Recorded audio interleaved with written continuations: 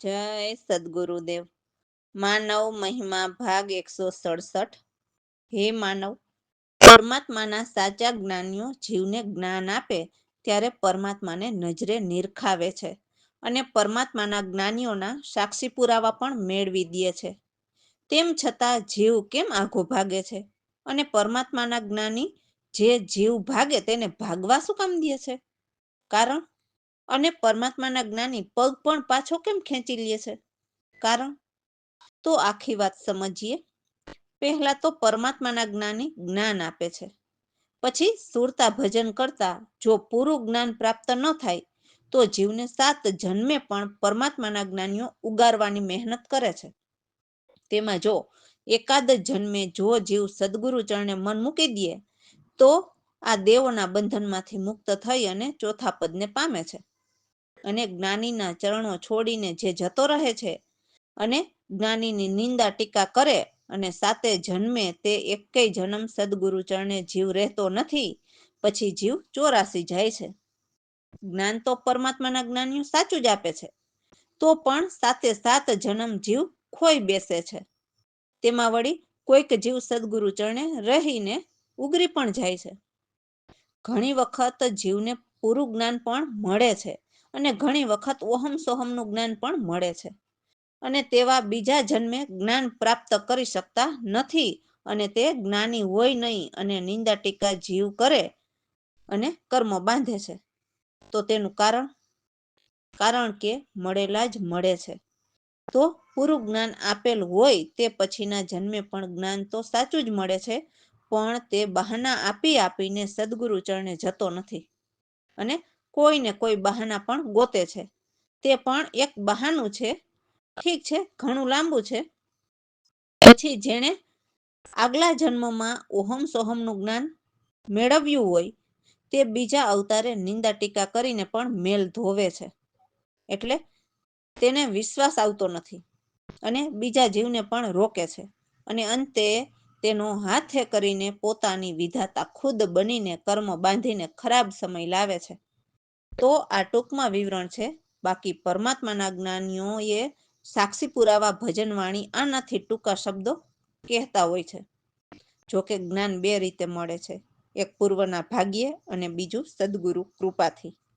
પરમાત્માના જ્ઞાનીઓ કહેતા હોય છે કે આ મૃત્યુ લોકમાંથી બહાર કાઢનાર પરમાત્માના જ્ઞાનીઓ કહે છે કે પૂરા અનુભવી જ્ઞાની સદગુરુ જ છે. બાકી ગમે તેવડા દેવ મોટા હોય તો તે જીવનું જન્મ મરણ બંધ કરાવી શકે નહીં. મનન કરો. રામ ભરોસે.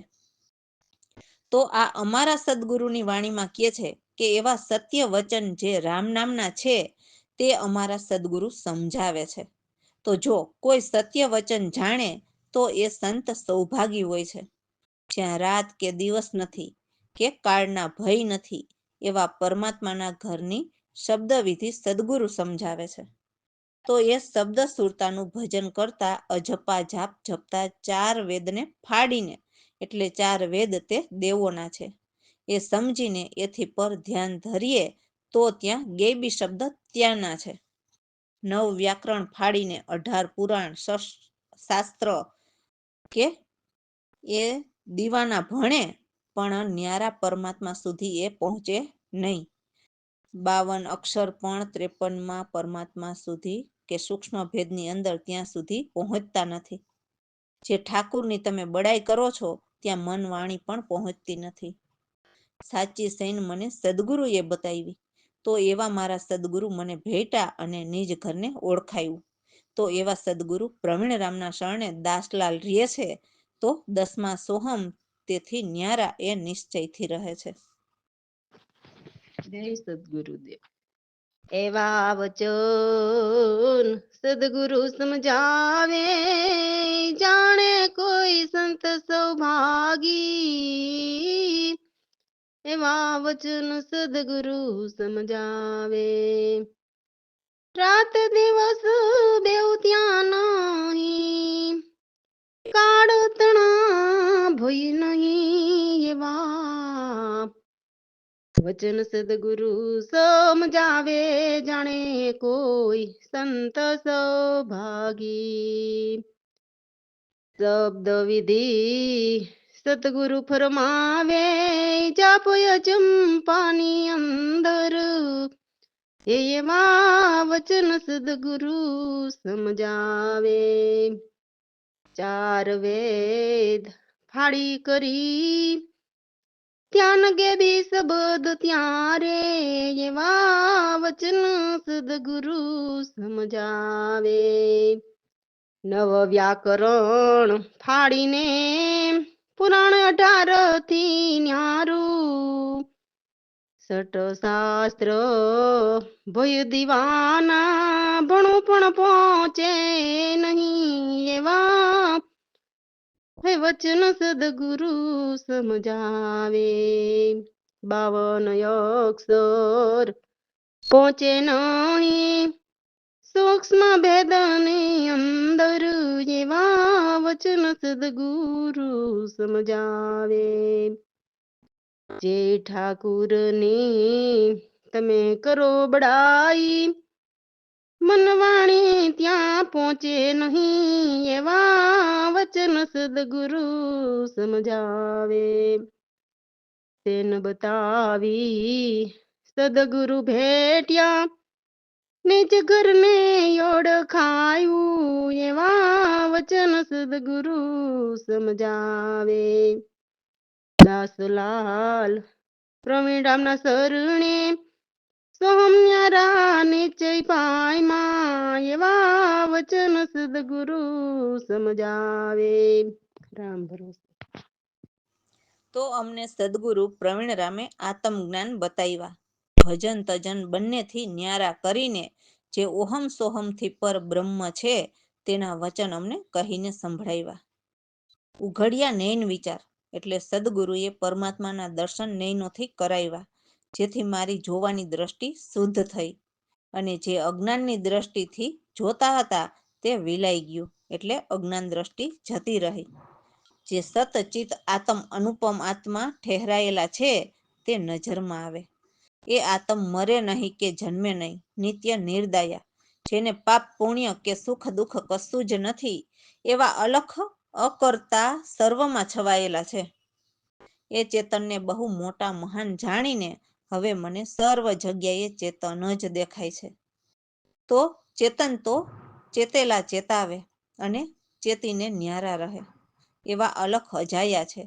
જેમની શોભાના વખાણ અગમ છે, કોઈને ગમ ન આવે, એવા નિગમ જેની શોભાના વખાણ કરીને થાકી જાય છતાં સમજમાં ન આવે, એવા અવિગત અકથને કથી ન શકાય, અને એને અમારા સદગુરુએ મને શાન કરીને સમજાવ્યા, અને સત્ય શું અને જૂઠ શું છે તેના નિવારણ કરાવ્યા, જેથી આતમ પરચા પામ્યા, એટલે આતમને ઓળખ્યા. તો એવા સદગુરુ જે પરમાત્માને નજરે નિરખાવે, એવા સદગુરુ પ્રવીણરામ દાસલાલને મળ્યા, જેમાં લેસ માત્ર પણ શંકા નથી. જય સદગુરુદેવ. સદગુરુ પ્રવીણ રામે આત્મજ્ઞાન બતાવ્યા રે, ભજન તજન બેવથી ન્યારા કરી રે. ભજન પારના કહી ગાયા રે, સદગુરુ પ્રવીણ રામે આત્મજ્ઞાન બતાવ્યા રે. ઉઘડિયા નૈન વિચાર કરજે રે, તમ અજ્ઞાન વિલાયા, સદગુરુ પ્રવીણ રામે આત્મજ્ઞાન બતાવ્યા રે.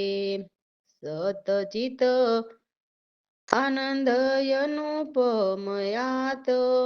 રે, એની ચય ઠેરાયા,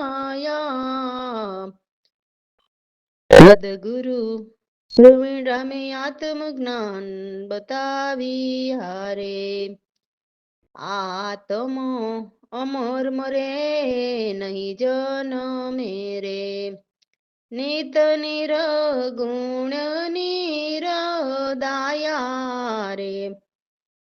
પાપ પુણ્ય સુખ દુઃખ નહીં જે મારે, અલખય કરતા સ્થાય સદગુરુ રામે આત્મજ્ઞાન બતાવ્યા રે ચેતન આપ બહુ મોટા મહાન જાણી રે સર્વજો ચેતન દેખાયા સદગુરુ રમે આત્મજ્ઞાન બતાવ્યા રે ચેત ચેતાય ચેતથી ન્યારા રે રેતા અલખ જાયા સદગુરુ રમે આત્મજ્ઞાન બતાવ્યા રે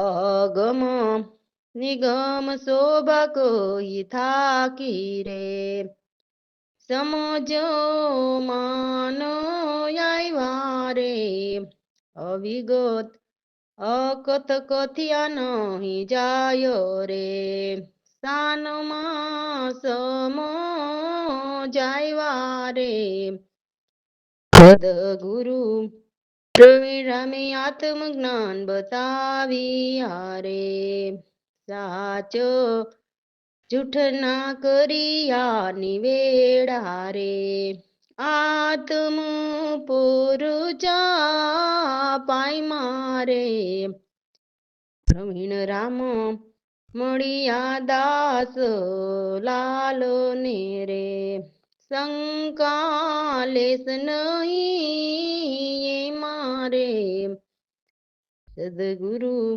પ્રવીણ રામે આત્મજ્ઞાન બતાવ્યા રે રામ ભરોસે તો મને સાચા સદગુરુ મળ્યા, જેથી મારા ધન્ય ભાગ્ય કે આ કડી કાળમાં મને સાચા સદગુરુ મળ્યા.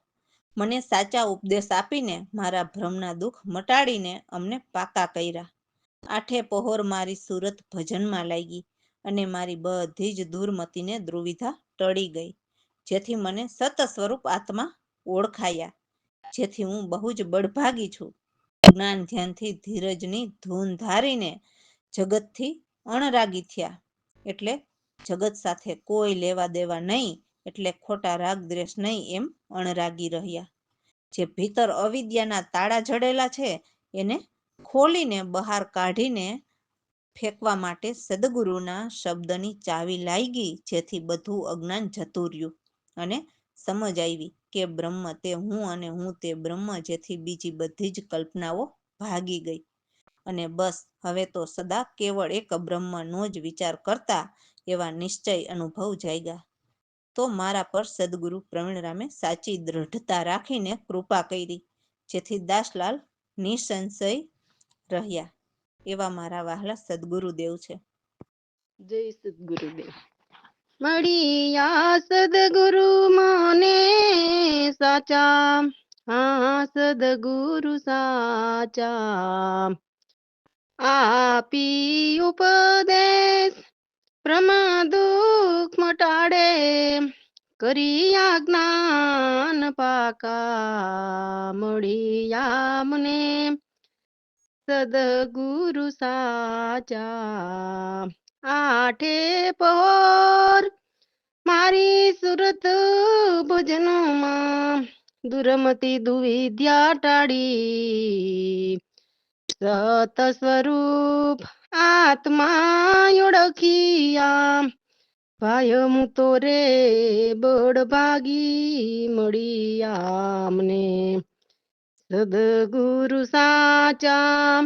જ્ઞાન ધ્યાન ધીરપ ધુન ધારી, જગતી થયા રાગી, અવિદ્યા ગ્રંથિના તાળા જડિયા, શબ્દ કૂચી વો લાગી, મળ્યા મને સદગુરુ સાચા.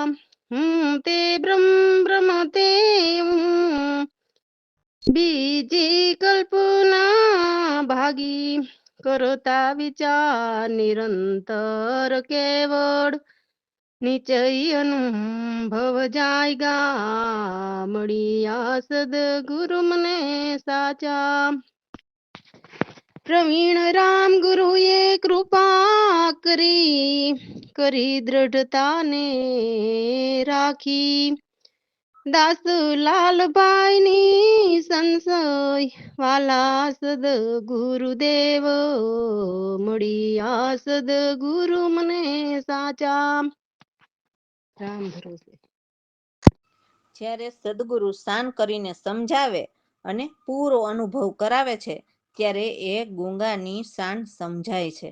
તો હે માનવ, કોઈ ગુંગાની શાન સમજો. મેં તો અવિચલ એટલે સર્વમાં માયા છે એ તો મેં સદગુરુ ચેતનની પ્રેરણાથી જાણ્યું. ત્યાં આકાશ, વાયુ, તેજ નથી કે પૃથ્વી અને પાણી નથી, જેના નામ રૂપ આત્મમાં નથી, એવા સર્વ અખંડ ગુણકારી છે. એ મુનિ, વક્તા, શ્રોતા કશું જ નથી. એને લાભ કે હાનિ નથી. જેમ નભ અંદર બહાર વ્યાપક છે, તેમ એ આપોઆપ સર્વ જગ્યાએ લખાયા છે. સદગુરુ પ્રવીણરામ કહે છે કે એ અક્ષય અજાતિ જેમ સમુદ્રની લહેર સમાન છે. જેમ સમુદ્રની લહેર આવે અને એમાં પાછી જતી રહે, એવા સમુદ્ર સમાન છે. તો દાસલાલ કહે છે કે એમને તો હું કેવી રીતે કહી શકું? એ તો અદલી એટલે અનાદિ, સદા રહેનારા પુરાણા પુરુષ છે. રામ ભરોસે. જય સદગુરુદેવ. હે ચિત્ત લાગે નહીં વાણી, આ તો ગુંગાની સ્થાન પરસાણીએ અવિચલમાં સર્વ માયા, મેં તો ચેતન પ્રેરક જાણી, ચિત લાગે નહીં વાણી. આકાશ, વાયુ અને તેજ પણ નહીં, એ તો નહીં પૃથ્વી અને પાણી, ચિત લાગે નહીં વાણી. નામ રૂપ આત્મમાં નહીં, એ તો સર્વજ્ઞ અખંડ ગુણકારી, ચિત લાગે નહીં વાણી. મુનિ, વક્તા, શ્રોતા કશું નહીં, એ તો નહીં લાભ નહીં આની, ચિત લાગે નહીં વાણી. નભજિયા વ્યાપક બહાર ભીતર, એ તો આપોઆપ લખાણી, ચિત લાગે નહીં વાણી. પ્રવીણ રામય અક્ષય જાતિ, એ તો સમુદ્ર લેર સમાણી, ચિત લાગે નહીં વાણી. તો હે દસલાલ હવે કહું કેમ, એ તો યદલી પુરુષ પુરાણી, ચિત લાગે નહીં વાણી, ચિત લાગે નહીં વાણી. રામ ભરોસે.